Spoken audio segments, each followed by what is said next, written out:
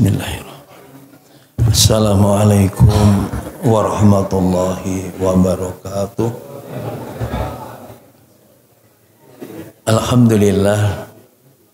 Alhamdulillahilladzi arsala rasulahu bil huda wa dinil haqqi liyudhhirahu 'alad din kulli walau karihal musyrikun.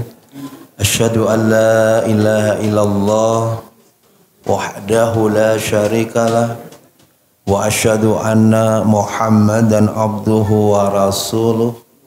Allahumma salli ala Muhammad wa ali Muhammad. Ya ayyuhalladzina amanu taqullaha wa qulu qawlan sadida yuslih lakum a'malakum wa yaghfir lakum dzunubakum wa may yuti'illaha wa rasulahu faqad faza fawzan 'azima. Amma ba'du. Bapak-bapak, ibu-ibu jamaah salat maghrib rahimakumullah, ikhwan fatwidin, adik-adik ingkang kula tresnani, alhamdulillah. Monggo sesarengan ngucapkan rasa syukur untuk dalam Allah Subhanahu wa taala. Bilih wonten kalenggahan dalu punika kula panjenengan sami saged sesarengan nindakaken salat maghrib berjamaah dipun lajengaken thalabul ilmi. Mugi sedaya pangibadahan menika katampi dening Allah minangka amal saleh kula panjenengan sami. Allahumma amin. Shalawat ugi salam mugi tansah kaaturaken dumateng uswah pamungkas anbiya Rasulullah Muhammad sallallahu alaihi wasallam. Mugi lumebet dumateng keluarganipun, para sahabat, tabi'in, tabi'ut tabi'in lan sedaya penderepun insyaallah kalebet kula panjenengan sami yen kula panjenengan stoaken dawuh-dawuhipun Allah lan Rasulipun. Jamaah rahimakumullah, nglajengaken materi kula inggih menika bab menjadi mukmin tangguh, inggih menika pada pasal bilih iman itu butuh pengorbanan. Dados pun dadosaken lumrahipun kewajaran bilih sedaya kemawon menika mesti butuh ingkang naminipun berkorban. Naminipun tiang ingkang kepengin pinter nggih mesti kudu gelem korban waktu anggenipun sinau. Tiang ingkang kepengin pikantuk ganjaran ya kudu gelem korban waktu kanggo ibadah. Nek tiang Jawi nyebataken jer basuki mawa beya. Menika jamaah rahimakumullah. Iman nggih makaten, iman itu juga butuh pengorbanan. Contoh kados dalu menika, awake dhewe niku korban waktu. Nek tiyang ingkang mboten gadah iman, ngeten iki pun sak kepenake. Salat maghrib ora usah salat, wis nek omah ana thalabul ilmi, ora usah thalabul ilmi. Pokoke nyantai teng griya. Leres napa mboten? Anang tiyang ingkang gadhahi iman, nalikanipun wonten seruan adzan, hayya 'alas shalah, mari kita tunaikan salat. Hayya 'alal falah, mari kita mencari kemenangan. Maka untuk mendapatkan sesuatu yang kemenangan itu kita harus berkorban. Mengorbankan apa? Waktu kita. Kangge napa? Nggih kangge nyembah dumateng Allah. Seruan salat kala wau adzan menika kita datangi. Bar salat wontenipun thalabul ilmi. Monggo supados napa? Tambah ilmu. Amargi iman menika nek mboten dipun uri-uri, mboten dipun jagi, mudah iman menika rontok.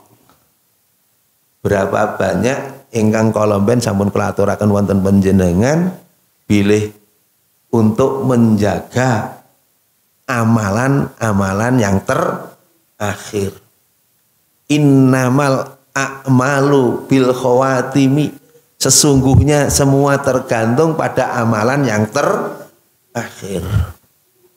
Kalau ben sampun aturaken wonten panjenengan nek jenengan tasih kemutan seperti kasusipun seorang ingkang alim di zaman Nabi Musa, Bal'am bin Ba'urah. Akhirnya apa? Dia orang yang alim. Tapi karena dia nggak bisa menjaga imanipun, dia kena yang namanya hawa nafsu, baik syahwat atau subhatnya. Akhiripun piyambakipun dados tiang-tiang ingkang sesat. Kados pundi wonten Al-A'raf 175 menika. 174 175. Salajengipun di zaman Rasulullah sallallahu alaihi wasallam wonten seorang sahabat Rajal bin Unfuah. Tundhanipun apa jamremakumullah?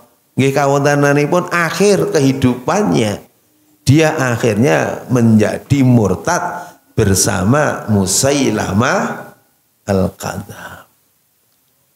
Di zaman tabi'in, saya sampaikan dulu ada seorang yang namanya pemuda yang gandeng perlente hafid Quran, namanipun Abdah bin Abdurrahim. Abdah bin Abdurrahim jamarahimakumullah. Tapi gara-gara dia kena yang namanya cinta terhadap wanita gadis Romawi yang cantik jelita, akhirnya dia murtad karena sekedar ingin mengawini seorang gadis Romawi. Sehingga wonten riku sedaya hafalanipun hilang, kejawi kantun 2 ayat surat Hijr ayat kali ayat 3. Rubama ya waddul ladzina kafaru law kanu. Dan di hari kiamat orang-orang kafir itu berandai-andai seumpamanya dulu kita di dunia ini menjadi seorang muslim. Law kanu muslimun. Tetes jelas yang berkurubama ya waddul ladzina kafaru law kanu muslim. Inilah getun keduwung getunipun di saat sudah bisa mendapatkan apa-apa. Yen kula panjenengan jamaah mari rahimakumullah, getunipun wonten donya tasih wonten wekdal kanggenipun apa? Kanggenipun kita itu untuk bertobat. Barakallah. Dadi samarahimakumullah. Maksud wonten materi iman butuh pengorbanan, iya. Apa yang harus kita siapkan untuk menjaga keimanan ini? Perkuat tauhid kita. Perkuat tauhid kita.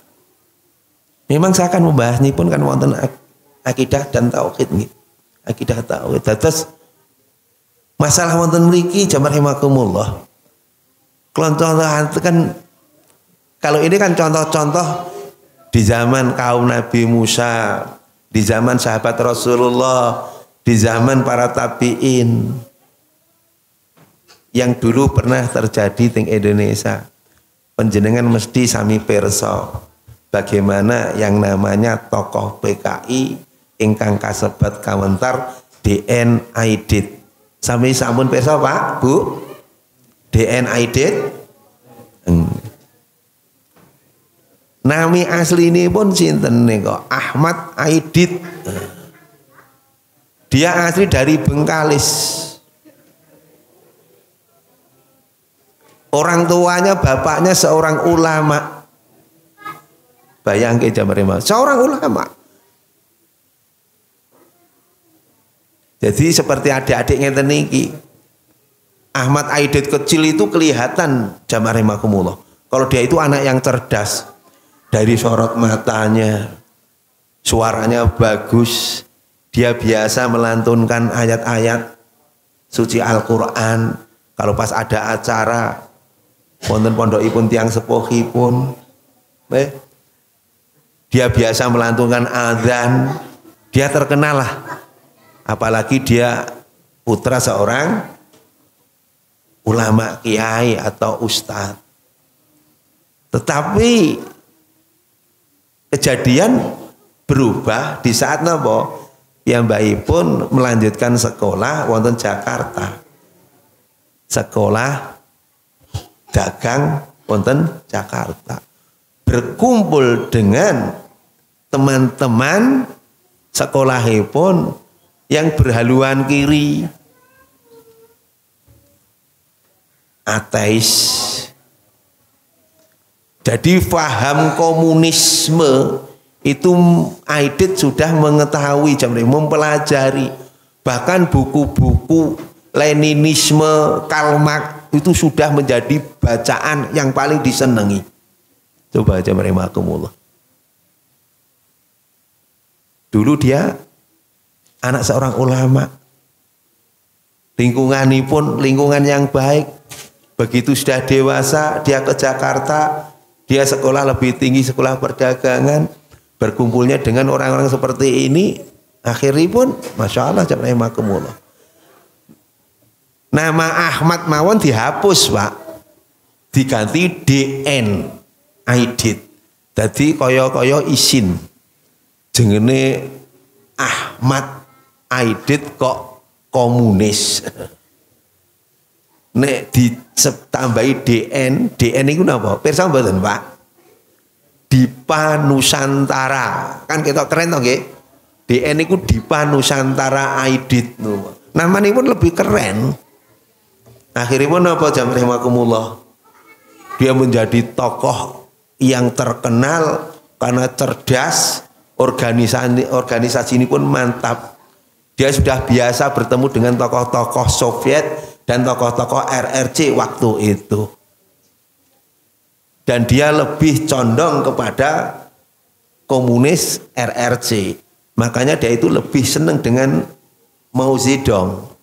Jadi sistem apa yang dilakukan tentang komunisme Mao Zedong itu, dia itu mengkopi, bahasa ini pun ngaten dan Aidit.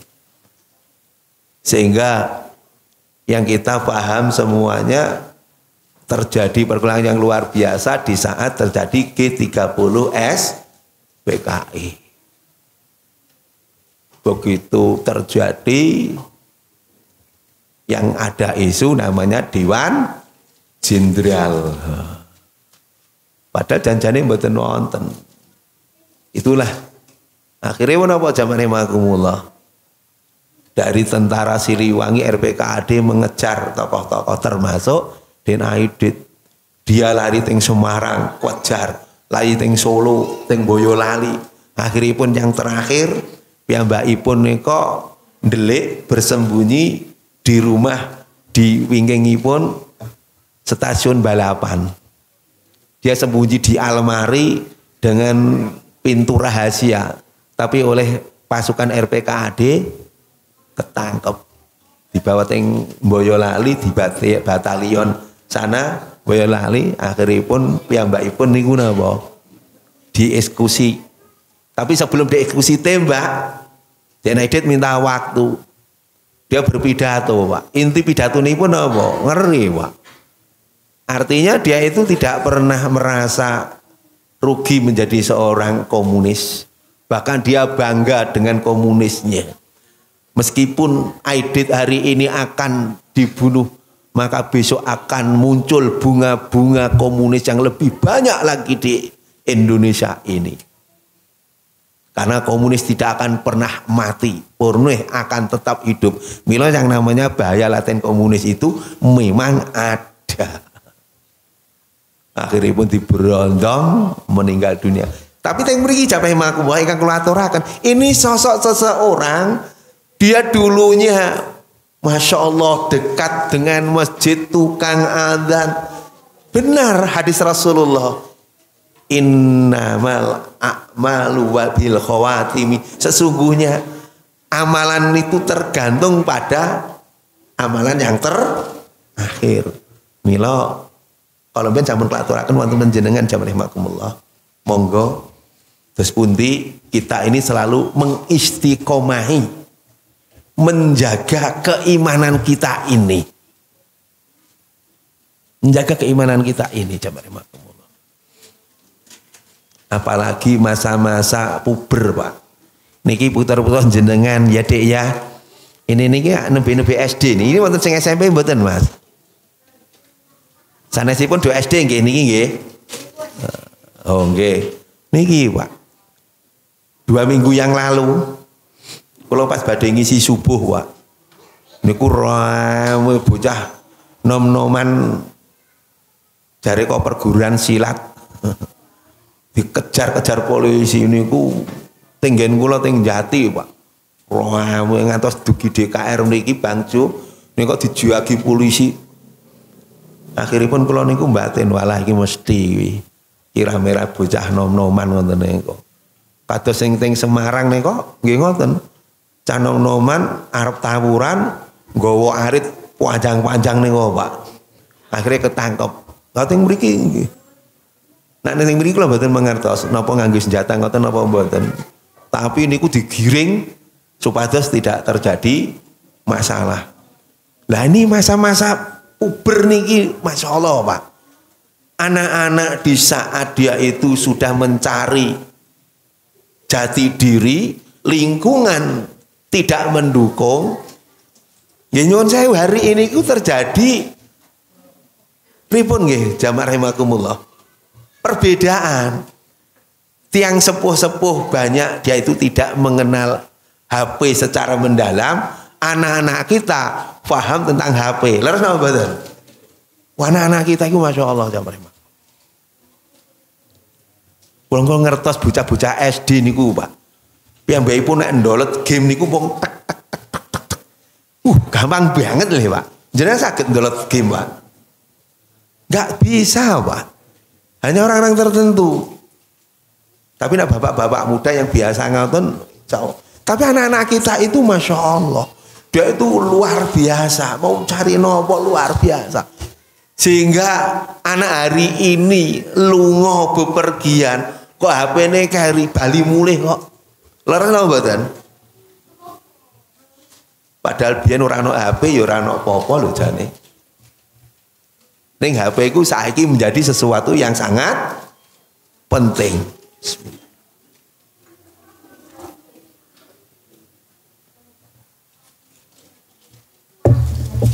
Alhamdulillah. Dados kang gini pun kalau panjenengan sami jamaah rahimakumullah. Ini kita contohlah pengorbanan menguatkan iman itu sebagaimana para nabi dulu. Kalau kita ke atas, bagaimana Nabi Ibrahim alaihissalam, dia itu mengokohkan tauhid pada keluarganya, pada istrinya, pada anak-anaknya. Sehingga muncul anak-anak yang luar biasa. Semacam Ismail, Ishak, yang akhirnya dari situlah lahir para nabi. Kalau Nabi Ishak melahirkan para nabi yang diturunkan di Bani Israel, sedang dari jalur Ismail, yaitu melahirkan pamungkas anbiya Rasulullah Muhammad sallallahu alaihi wasallam. Di situ jamaah rahimakumullah. Kenapa orang-orang Yahudi itu benci terhadap Rasulullah Muhammad sallallahu alaihi wasallam? Karena beliau tidak dilahirkan dari jalur ini kebencian karena dia berharap sekali nabi terakhir itu dari Ishak, tapi Allah mengendaki itu dari Ismail. Maka kebencian yang luar biasa. Makanya kalau kita memahami bagaimana di saat paman nipun sasampunipun Muhammad kecil niki nembe umur 7 bulan dalam kandungan sudah ditinggal bapakipun. Siti Aminah itu sudah ditinggal suami saat mengandung Muhammad. Begitu melahirkan, diasuh oleh Ibunda Sa'diyah. Begitu umur 5 tahun dikembalikan kepada Ibunda Siti Aminah. Umur 6 tahun saat diajak untuk menjenguk saudaranya, yaitu kakek neneknya ada di Madinah dari bapak, di kota Abawah antara Madinah dan Mekah. Siti Aminah sakit dan meninggal dunia dan dimakam di situ. Sehingga Muhammad kecil umur 6 tahun itu sudah menjadi yatim piatu. Akhirnya diasuh oleh kakeknya Abdul Muthalib. Ini juga tidak lama. Akhirnya kakeknya Abdul Muthalib juga meninggal dunia. Diasuh oleh pamannya Abu Thalib. Di sini jamaah rahimakumullah. Jadi perjalanan Muhammad kecil itu luar biasa. Tapi di saat beliau ini saat diajak berdagang oleh pamanipun ke Syam, ada seorang pendeta Yahudi yang dia itu lurus, ya, lurus. Bukhairah itu, "Tuan dari mana?" bertanya. "Saya dari Mekah." Terus ditilii terus si anak remaja ini, "Apakah ini anak tuan?" "Iya," ngakune ngoten. Sangat penasaran niki pendeta Bukhairah, harus ditonton teng mriki. Begitu ditonton teng mriki antara niki Pak, lempeng niki niku wonten toh hitam. Padahal salah satu ciri yang terserat dalam kitab Taurat dan Injil itu kan disebut nek wonten Quran surat As-Saff niku kan wonten. Wa id qala Isa ibnu Maryam ya bani Israila inni rasulullahi ilaikum musaddiqan lima baina yadayya minat taurati wa mubassiran bi rasuli ya'ti mim ba'dismuhu Ahmad. Falamma ja'ahum bil bayyina qalu hasikhrum mubin. Dan Isa putra Maryam dia sudah menyebutkan, "Hei Bani Israel, sesungguhnya aku ini adalah nabi utusan untukmu. Ya Bani Israel, ini Rasulullah ilaikum." Falamma ja'ahum bil bayyinati, dan nanti akan datang Nabi pamungkas Anbiya, Nabi yang terakhir, yang tertera dalam kitab Taurat dan Injil, yang namanya adalah Ahmad atau Muhammad. Maka mereka, masyarakat, memberikan sebutan ahli sihir, pemecah belah, orang gila. Itu sudah tertera aja mereka. Mila nalikanipun pamanipun Abu Thalib ngejak Muhammad kecil niki, apakah ini putra tuan? Iya. Dia begitu tahu ada lambang-lambang yang tertera di kitab Taurat itu, ini calon nabi. "Wahai tuan, tolong jawab yang benar. Saya tidak yakin kalau ini adalah anak tuan." "Kenapa? Engkau kok bisa seperti itu, hai pendeta?" "Iya, karena dalam kitabku anak ini punya ciri-ciri, dia adalah calon nabi yang terakhir. Yang dia itu dari kaum Quraisy di Mekah.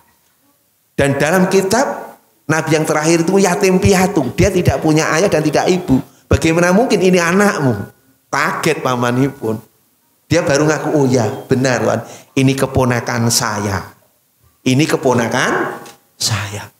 Begitu tahu seperti itu, paman langsung berbisik, "Silahkan segera pulang.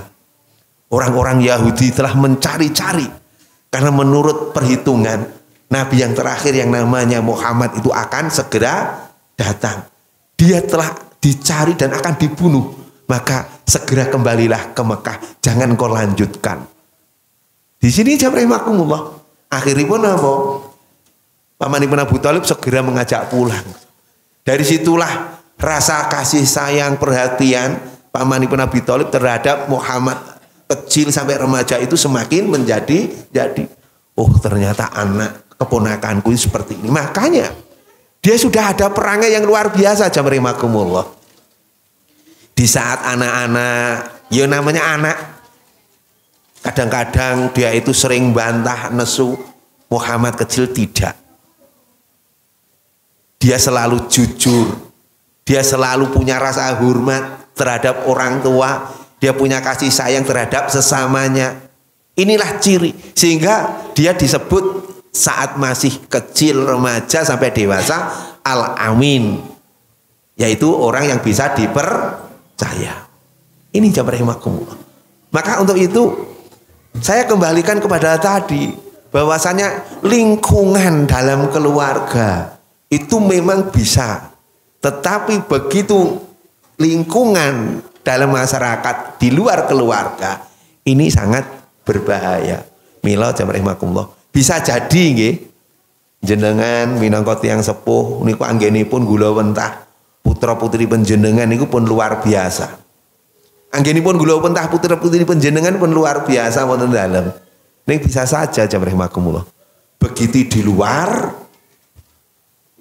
mereka kena pengaruh dari lingkungan. Ini jamaah rahimakumullah.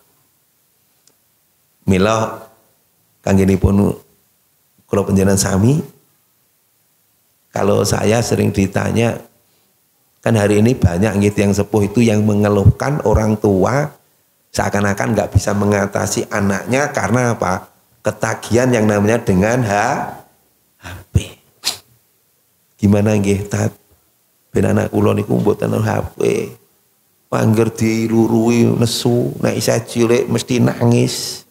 Sehingga orang tua niku kadang-kadang enggak mau direpoti. Ya wis nyoh. Akhirnya wong tua iku merasa enjoy iso ngerjakno iki, anake ya seneng iso main game. Leres napa mboten?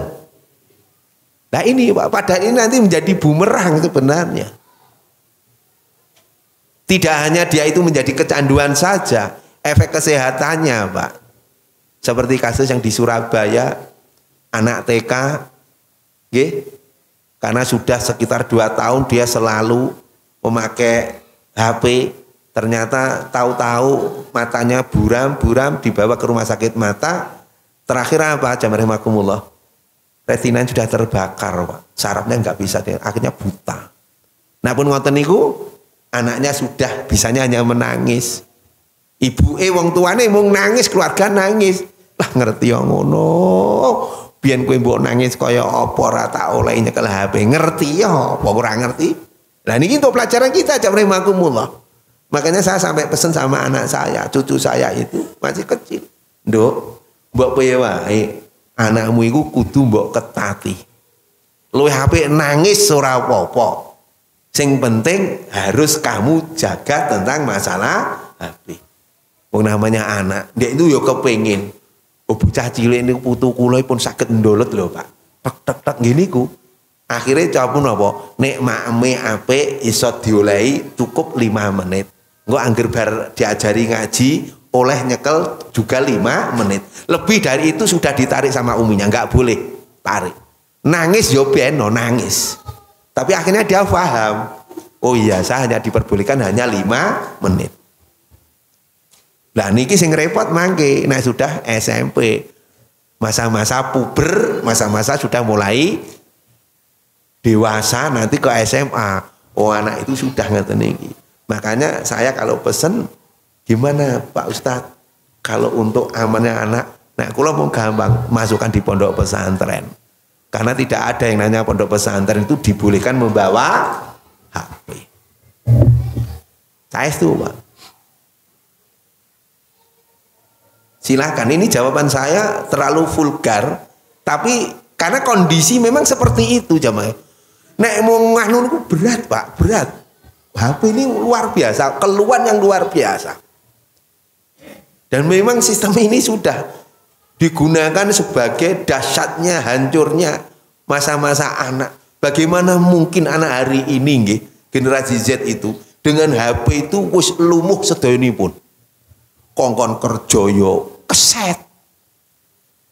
Kalau otak cerdas, Pak, pinter, Pak. Kita kalah. Tapi tentang kemandirian, ketangguhan, pengatasi kehidupan, kesulitan, sulit. Karena mereka apa? Anak-anak kita hari ini mendapati orang tuanya itu lebih baik dibanding orang tua kita zaman dulu. Laras mboten. Putra jenengan wayang panjenengan hari ini untuk makan jajan tersedia, Pak. Ning zamane awake dhewe engko sik ra pernah sekolah kok disangoni iso sarapan alhamdulillah. Leres napa mboten? Mulih sekolah wae iso maem alhamdulillah.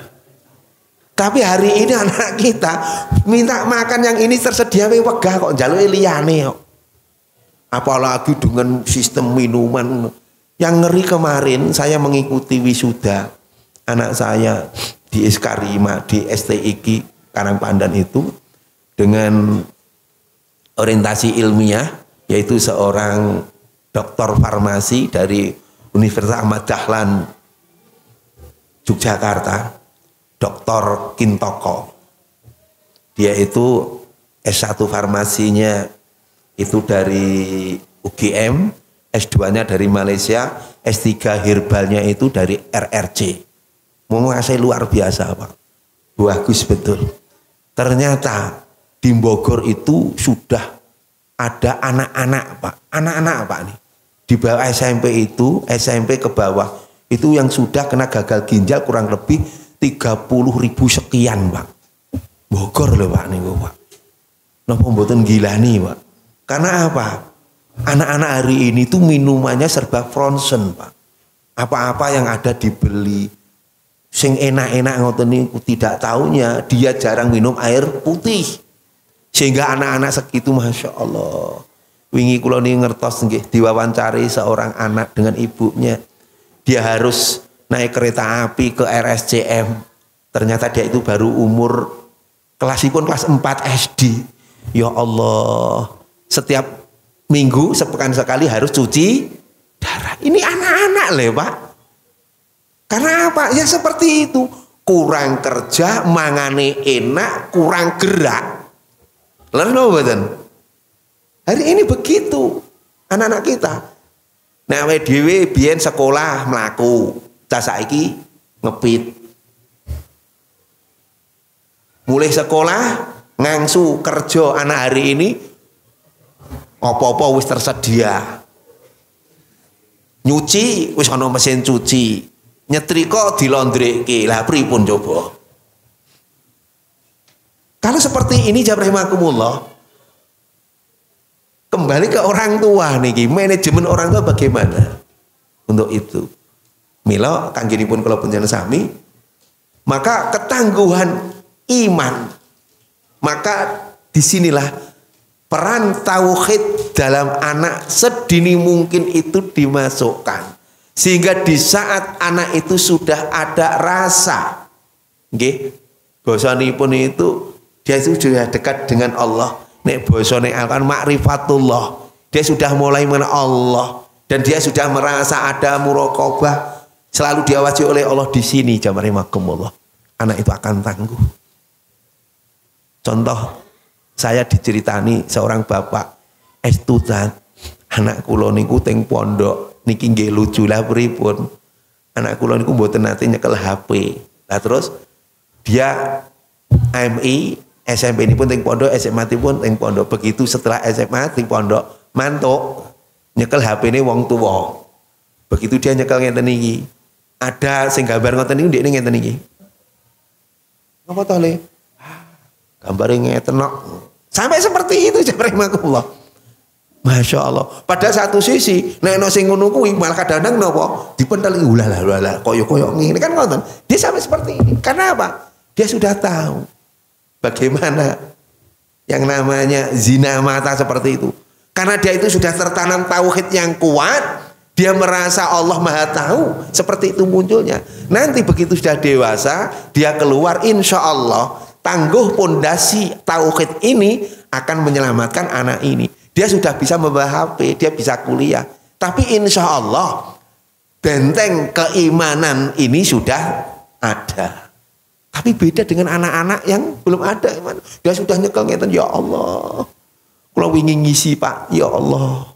Dugi pundi ngoten niku anak-anak niku teng ngarep griya niku sampai tertidur niki disetelkan ngeten niki lho Pak. Ya Allah, sampai enggak bisa meninggalkan HP Pak.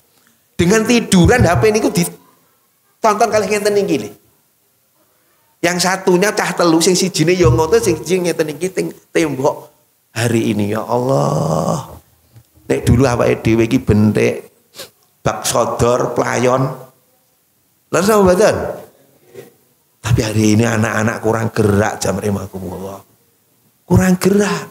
Nyekeli mung HP. Teko sekolah maem HP. Kongkon ngewangi wong tuh angel HP. Wis ngoten. Dulu kita bar kok sekolah maem dolanan. Bal-balan gak ono bolong ngluruk. Leres napa mboten? Golek teng kono ngluruk. Mbah kasti, mbah bal-balan. Mbah bentik. Nggih? Ini kenangan-kenangan yang indah. Saya masih teringat, tapi hari ini anak-anak kita ya Allah, bocah cilik-cilik wis do iso pinter sepedanan, wis sing do ngene sewatune. Bagus silakan. Tapi sayang, gerakan-gerakan yang untuk olahraga yang lebih menantang itu tidak ada jam 5 aku. Apalagi anak-anak hari ini kecerdasannya hanya di bidang knowledge itu saja. Tapi kecerdasan untuk motoriknya ini yang lemah jam 5. Lemah sekali. Mila, monggo nanti kita lanjutkan bahwasanya iman itu butuh pengorbanan. Pertama yang paling harus kita siapkan, keluarga kita, anak-anak kita, tanamkan itu tauhid sedini mungkin. Dengan apa? Tauhid ini sebagai pondasi yang memperkuat keselamatan nanti ke jenjang ke berikutnya. Begitu juga orang tua. Begitu tauhid itu sebagai pondasi sudah menguat mengakar, maka dia sudah tahu tentang muraqabah yang selalu diawasi oleh Allah. Sampai dia tumbuh ma'rifatullah, selalu mengenal Allah di saat akan sholat, di saat akan melakukan apa-apa. Dengan cara itulah jamaah, maka orang akan melakukan sesuatu yang maksiat, yang itu dengan dosa, dia itu takut. Oh ya, Allah Maha tahu. Maka di sini jamaah, sebagaimana Al-Kahfi 46, al-malu wal banuna zinatul hayatid dunya wal baqiyatu sholihatu khairun inda rabbik thawaba wa khairun amala. Harta, anak itu perhiasan dunia, memang perhiasan dunia. Tetapi amalan yang kekal lagi soleh itu lebih baik kamu siapkan untuk besok menghadap Allah Subhanahu wa taala. Kita juga harus jujur. Yang namanya harta anak itu perhiasan yang kita juga senang. Tetapi jangan sampai lalai. Perhiasan ini menjadi bumerang bagi kita. Bagaimana memanagenya? Besok kita lanjutkan. Mbak Nabi mengatakan jamaah imakumullah dengan sakit pelaturakan mugi manfaat. Subhanakallah wa bihamdika asyhadu an la ilaha illa anta astaghfiruka wa atubu ilaik. Assalamualaikum warahmatullahi wabarakatuh.